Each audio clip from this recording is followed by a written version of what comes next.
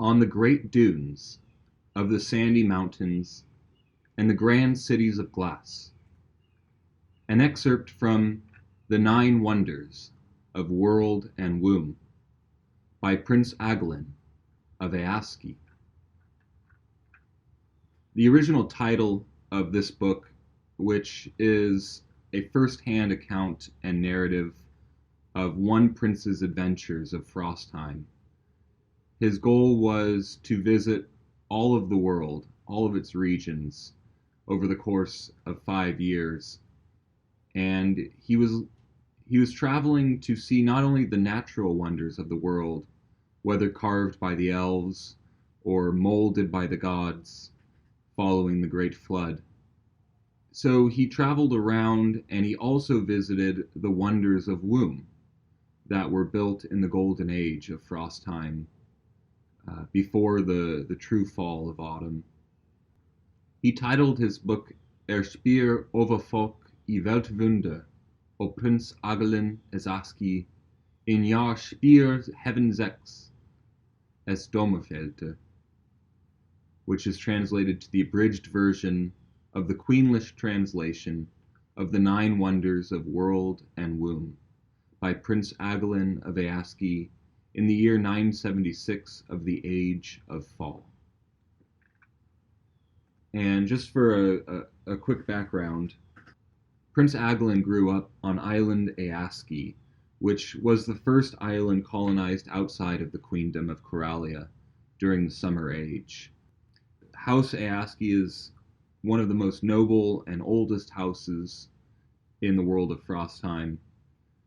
Prince Agalin grew up very rich. He was a bit of a party boy.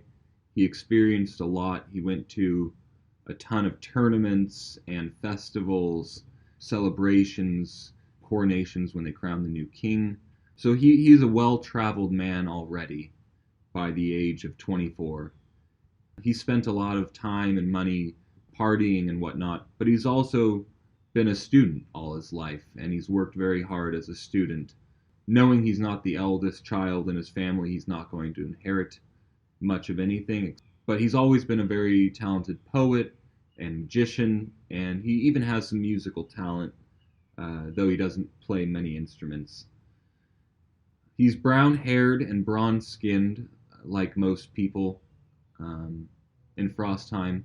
Of course, the original refugees who landed in Frostheim came from the Amazons and the Trojans and the Ethiopians following the fall of the city of Troy. Trojans were likely Anatolian, and so, Asia Minor.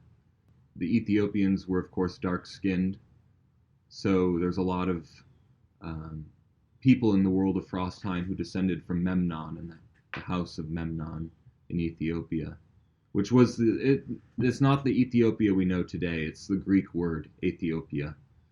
The Amazons were also likely Anatolian of some sort, or Indo-European, or nomadic. So there could be a lot of diversity there. But most of the people in Frostheim are darker skinned and dark haired, and their eyes take on the color of their preferred element. So he's brown-haired and bronze-skinned, and his eyes are blue, like the seas around his island of Aaski, with flecks of orange. The island of Aaski is windswept, and so everyone there has kind of tasseled hair, and things are built in the shape of windblown. So the chimes themselves are shaped as if they're being blown by the wind, and the houses are all blowing to one side, if you will. So it's a windswept island, and they really took on that image. Prince Agalin of Aaski is a bit of a lover poet, so he spends a lot of his free time kind of wandering off into the wilderness and writing poetry and describing the things he sees in the world of Frostheim. And he wrote this book with the graces of not only the Queen Mother of Coralia at the time, but also other nobles. This was a great expedition, and everyone was very familiar with his name and his house already. And this excerpt is from the second chapter on the great dunes of the sandy mountains and the grand cities of glass in the Sunlands. The inspiring Corallian games were fresh in our minds as we were escorted by royal guards from Koralika through the South Pass to the notorious Path of Exiles. And there we left the stoic ladies of the Southlands behind after 2 weeks of hard riding through the rugged and fortified froststones that shield the south. We were now wealthier than when we had begun our journey, for Queen Silivia of Corallia was more than generous and charming during our extended stay in the capital, and we were excited to enjoy once more the playful debaucheries of the world above. It is not far from Juskren, the large city of frostfolk nearest the Path of Exiles, to the sandy mountains of the Sunlands, and along the Sun Road that runs parallel to the Froststones are many merchants, travelers, traders, nobles, students, and guards with whom we conversed and befriended in short time. I had heard much in my childhood and early manhood of the mystical Sunlands, and dreamt as a boy of the flying rugs of the sand riders. In fact, my father owned many old and antique rugs and carpets from the Sunfolk of impeccable weave and vibrant colors. Yellow threads like a sunrise magnified in a dewdrop, reds like the undying glint of ruby in firelight, blue dyes as faultless as the eyes of dream sifters and twice as deep, black veins of threads that cut through the torchlit nights of my father's palace, and most famously, the pure white draperies of unblemished craftswomanship, whose entwined magic keeps their threads immaculate even after 5 decades. And these my royal mother held most dear, yet none of them could fly as they did in the stories. My excitement on the Path of Exiles was palpable.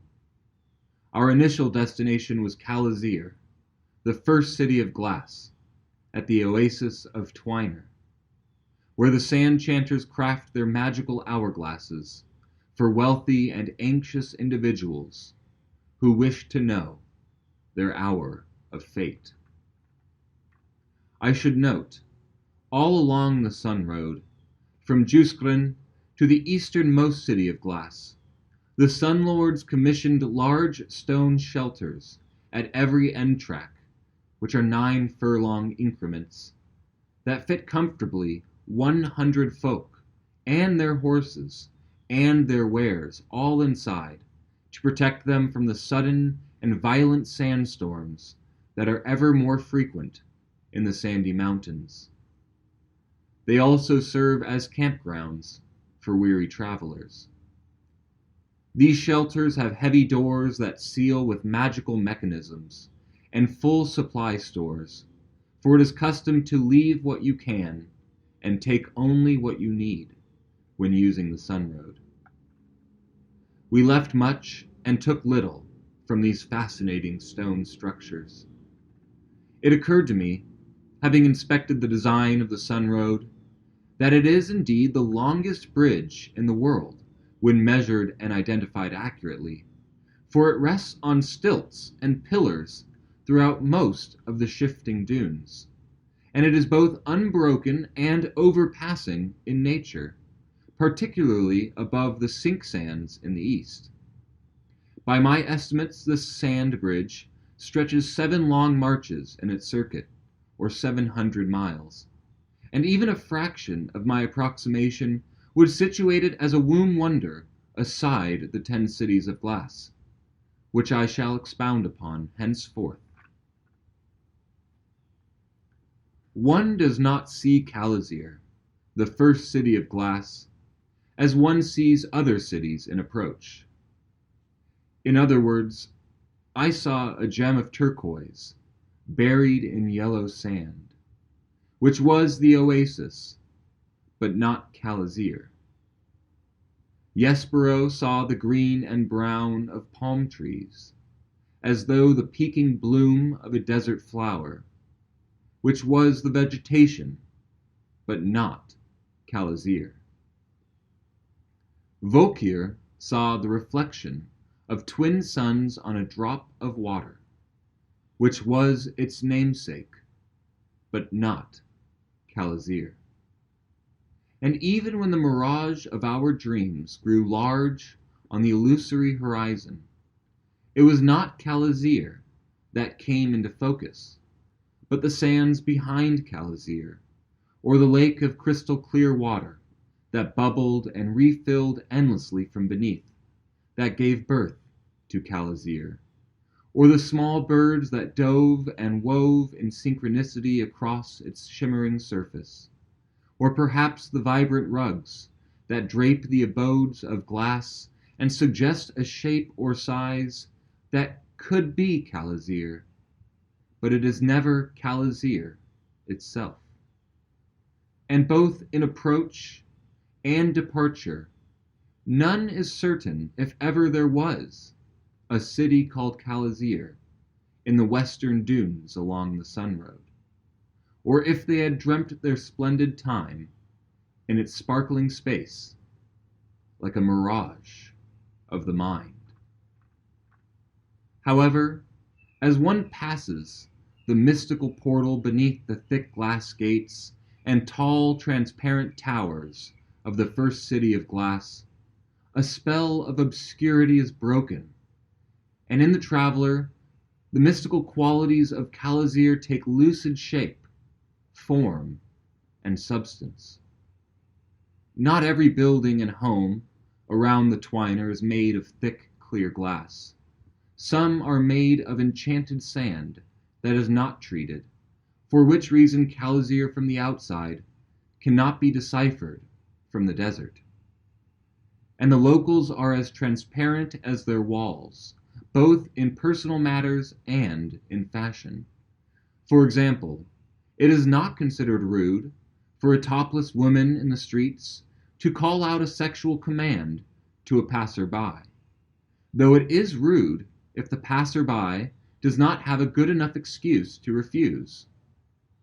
Or a miserly nobleman visiting Calazir might offend a sand chanter by haggling for the price of an hourglass, and then every sand chanter soon knows his face and calls him a silter, which is the approximate Sunland profanity for dirtbag or dirt cheap, such that the nobleman leaves Calazir in disgrace and without ever knowing his fateful hour, unsure if he had visited Calazir at all. For those fortunate souls who wisely wish not to know their time of death, there are many beautiful sand clocks in the windows and on the shelves of the sand chanters, and these share the appearance of hourglasses, but not their dire magic.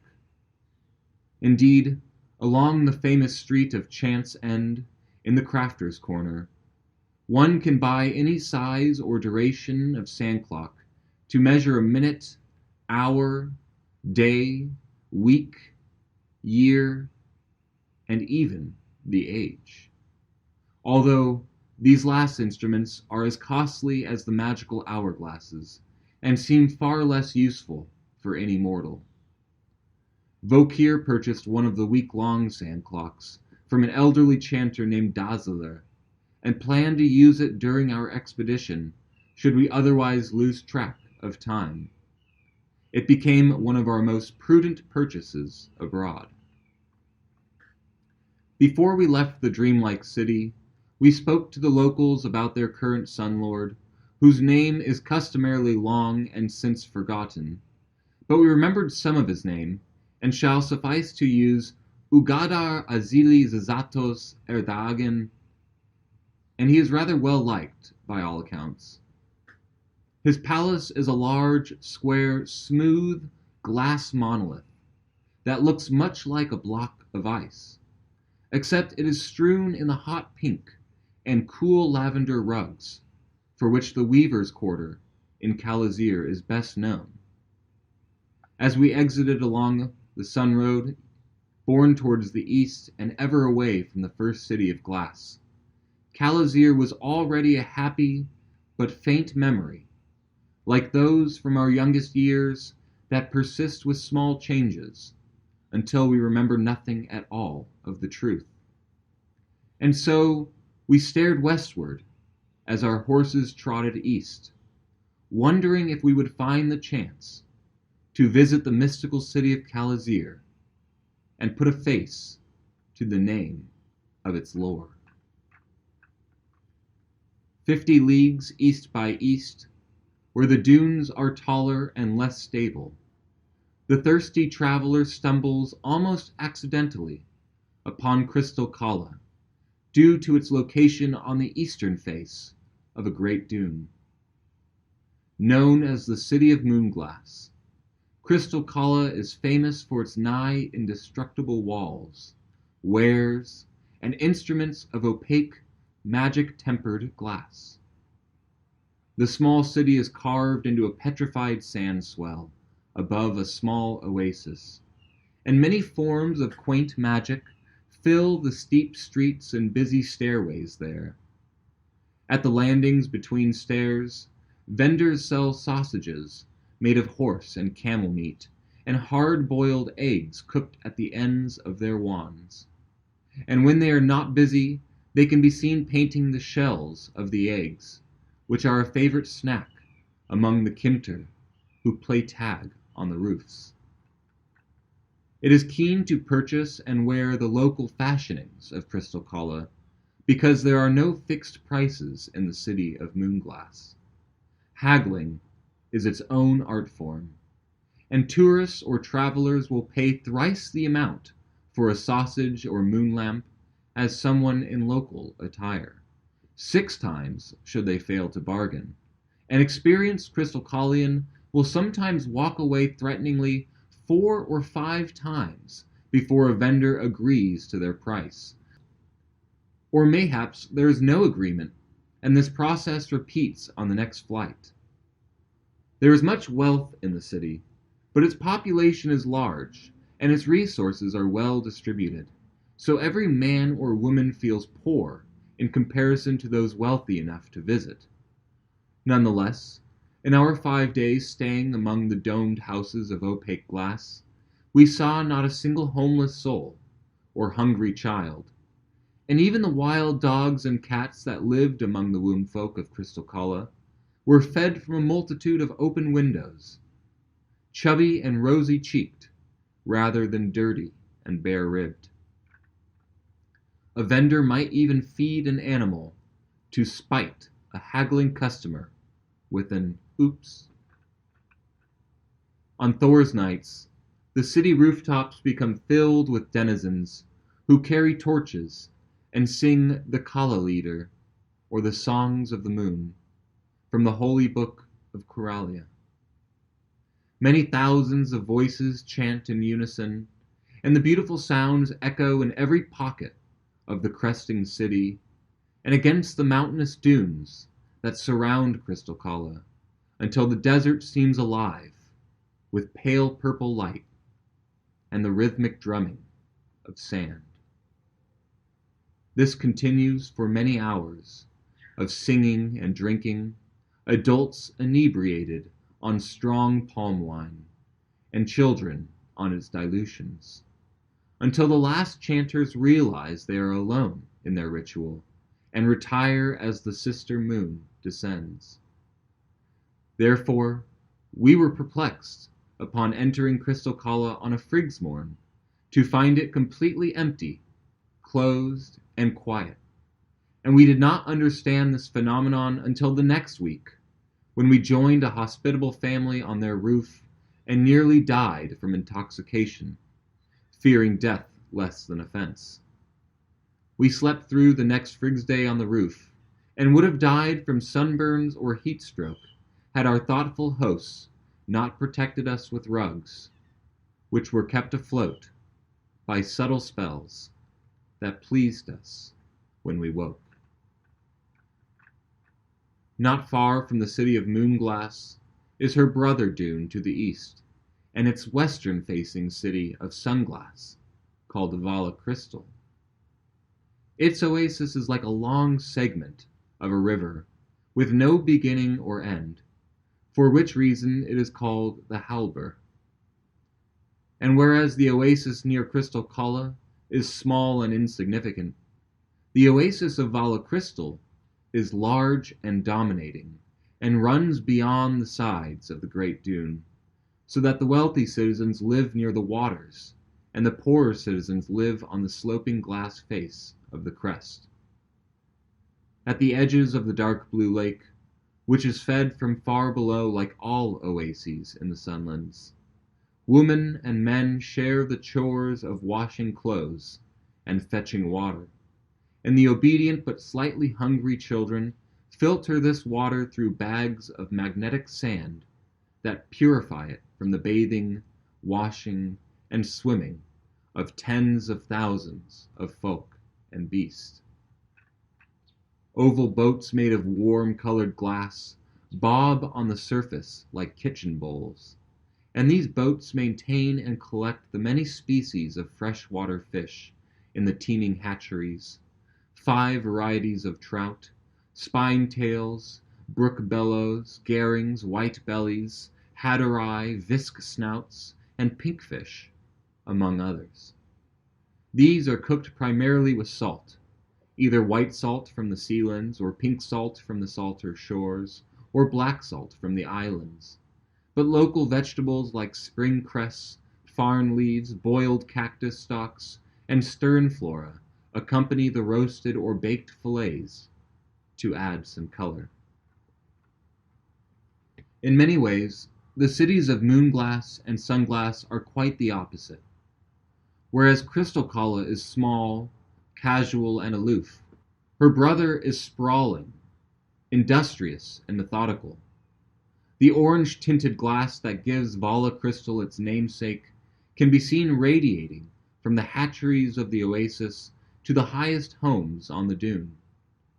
At the shore, the city folk wait for the glass boats to dock.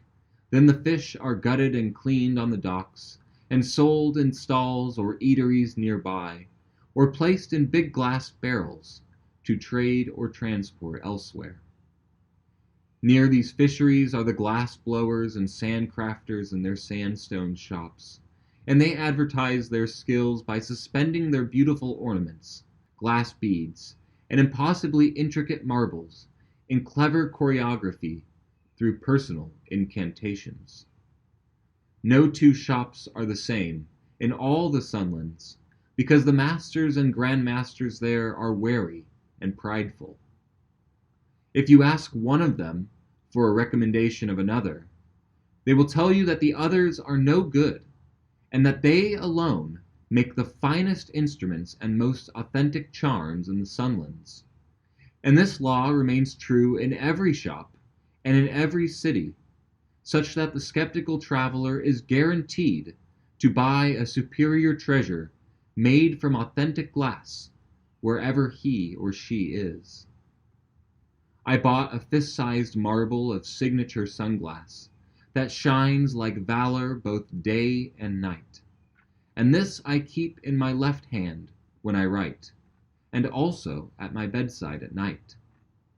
The tiny city of Dresselveer is another 10 leagues east by east, and it is called the City of Kleinglass because everything is small and delicate, especially the old women who hunch over the long tabletops with their failing eyes pressed against layers of magnifying glasses. Their hands are gnarled from years of spindling, and their soft varicose skin is as thin as the glass threads they heat with their wands and sculpt with their scrupulous fingers. Their esteemed and expensive mini glassware, such as sandrope, pocket watches, candlesticks, water pipes, chalices, and scepters, find their way from the shops of shriveled drusselings to the castles and palaces of every land, and these crafts cannot be mistaken for any folk except another old lady of Dresselveer. We stayed only one night in the small beds of Madame Ofe's humble inn, avoiding by chance a fierce sandstorm that picked up overnight, then continued east on the last stretch before the sun road bends its way back west in its circuit. In the far east of the great sandy mountains, the capital of Hregelscar becomes inescapable from either route. It is the largest and most famous city of the Sunlands, and it is called the City of Dragonglass because it is famous for its slithering stained glass and serpentine architecture. The Shining One resides in her stained palace atop the tallest dune, and her sons become the Sun Lords until she dies, at which point they are replaced by the sons of the new matriarch.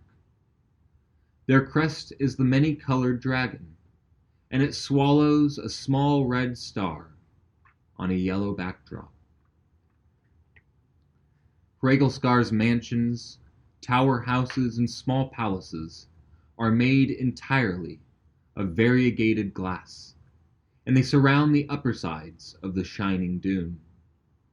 These sparkling manors display their ancestral patron beasts as every manner of glass sculpture: hooded sand snakes and black vipers, basilisks and sandworms, drakes and viverns, kite sails and wrenlings.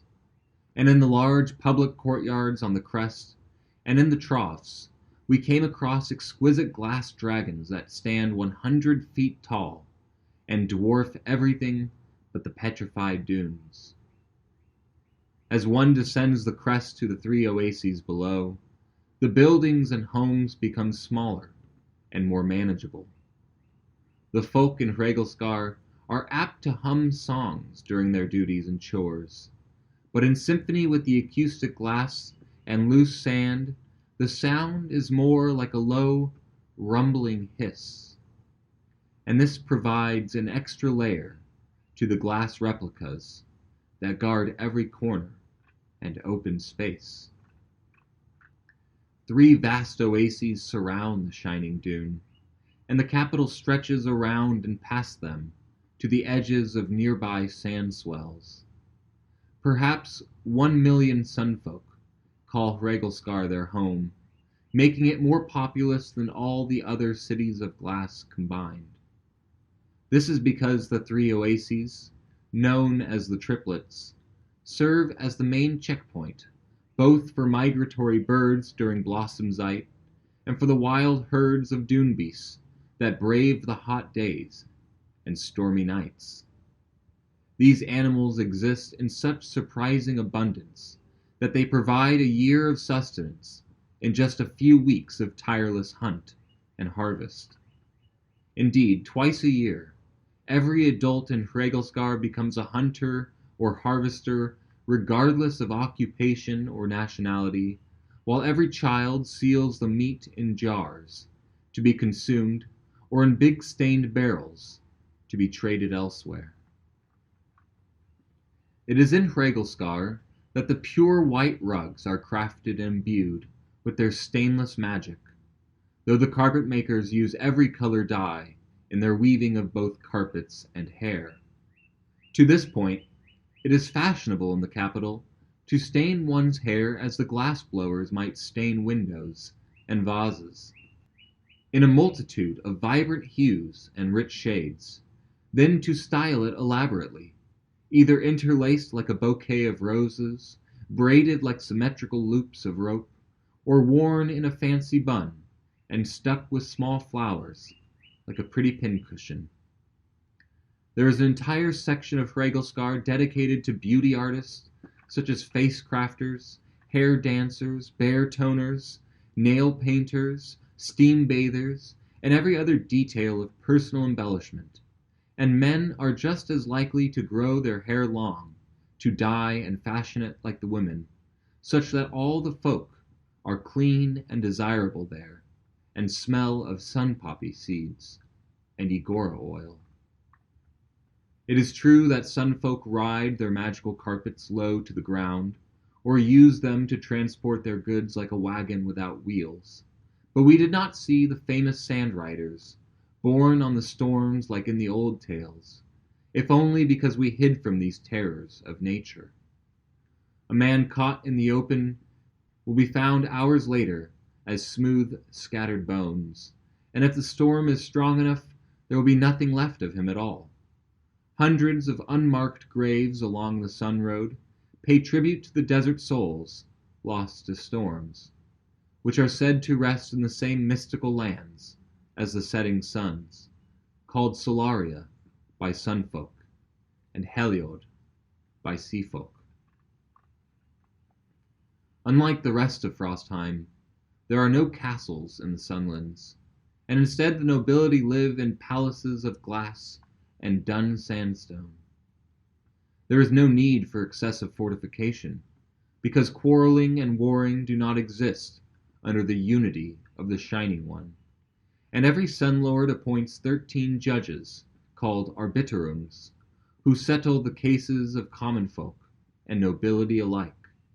And nowhere is justice more respected and administered than in the cities of glass, except maybe in the queendom of Coralia, where the ladies bear no faults or vices or grudges, and thus should not be used for comparison. The courthouses in the Sunlands dwarf even the royal palaces as a symbol of importance and stability. The arbiterungs live in these monoliths of transparent glass and are paid handsomely to prevent bribery. Their decisions are never contested, for justice in the Sunlands takes the place of religion elsewhere, so that judges are considered greater in authority than any other, including the Shining One, and are second in sanctity to only the lowest orders of gods. To my earlier point, the high glass walls that surround each city and oasis suffice for defense, because invading armies would undoubtedly succumb to thirst or sandstorms long before they could assail or siege successfully. The Sunlands are most unique in this quality. It happened to be the week of Gjallenhaver when we entered the capital, and everywhere in the city, on every ledge and wall top, along every roof and tower, from every post and window, the people of Hregilskar hung small glass lanterns of green and purple glass that burned worm oil day and night. Jespero and I were invited to the royal feast of the Shining One, with Vokir posing as our guard. We presented Her Majesty a coveted lucky gift from Coralia, a pure rose gold armband worth a small fortune and said to grant the good fortune of Zeus, and also from the Southlands one of the rare elder flowers, which bears many names and holy properties, though some know it best as mother petal or violanthrium. These possessions bought us much favor, and we were seated within earshot of Her Royal Highness, and beside the honorable arbiterungs. I must describe the delicacies placed before us that night, though I must omit most of them for the sake of brevity and longing. Every dish was served in some variation of colored glass that resembled the serpents of myth, in that the bowls were as Jormungandr, curled up to the rim. The plates were as meadows held up by earthworms.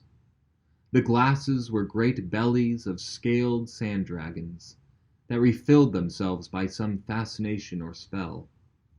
The trays were calm seas on the backs of sea snakes. The pitchers were as horn-backed basilisks on their hind legs or floating above the table like the winged kite sails. And the utensils resembled the common serpents of the region, spoons like hooded sand snakes, forks like the long-fanged gertra, knives like slithering vipers, and dippers like the curling tails of drum snakes. Jespero and I used these fine tableries to overeat the spectacular and exotic dishes, while Vokir, that poor soul, was forced to watch and smell their excellence. though we did manage to obtain for him some leftovers, which were customarily given to commoners. The first courses were small and exquisite: an oasi salad with tender root and sage cress, a hard-boiled duck egg, ochrantil, known elsewhere as raw fish eggs and sauce, fried cactus drenched in honey from the wetlands, rice cakes wrapped in snakeskin and smothered in salty eel sauce, battered and fried fish balls sprinkled with crushed springnut and cinnamon, among others. Then came the soups, in large glass pots, like hydras, whose many heads appeared to twist and rise and fight to the brim. There was a salty blood broth, with bobbing hawk eyes, which tasted better than it looked, though I did not bite down on the floating eyeballs like the other guests, but rather swallowed them reluctantly. We tasted a sweet, cloudy broth, with celery sticks and oasis carrots, which are small and dark purple, and more flavorful than their orangish cousins, and a thick soup with chunks of grilled waterfowl and oblong jitter beans. Then the main dishes entered the hall on floating carpets, and the clouded domes of blue glass, as though dragon-filled skies, were removed in puffs of savory steam. Every species of fish and fowl that is farmed or hunted was prepared in every way, and these varieties were further diversified by the dozens of wyvern-inspired saucepans that contained every spice and flavor of the Sunlands and beyond. It amazed me, most of all, that such a barren and unforgiving land could provide such abundance and finery in its blessed pockets, or that womb folk could thrive in such magnificent hostility. I was gorged by the time desserts arrived, but Yespero would not stop raving about the latter dishes for many months, so I assume they were equally delicious. Before we left, we were honored by the Shining One as friends of Sunfolk, and offered a singular ware of our choosing from any crafter in the cities of glass, and for this we thanked Her Highness most profusely.